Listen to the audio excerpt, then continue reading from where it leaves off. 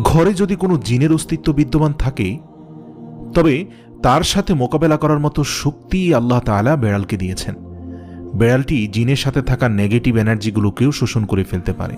শুধু তাই নয়, বেড়ালের শরীরে আল্লাহ এমন একটি ব্যাকটেরিয়া দিয়েছেন যা কিনা আমাদের আশেপাশে থাকা সব ধরনের নেগেটিভ এনার্জিকে শোষণ করে নেয়।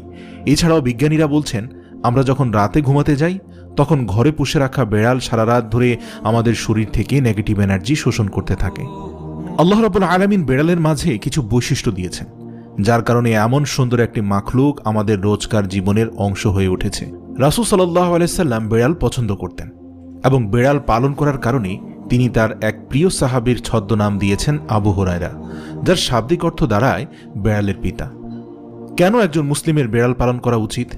গবেষণা করে জানতে পারা যায়, আজ থেকে ৮,০০০ বছর পূর্বে জঙ্গলের বেড়ালরা খাবারের খোঁজে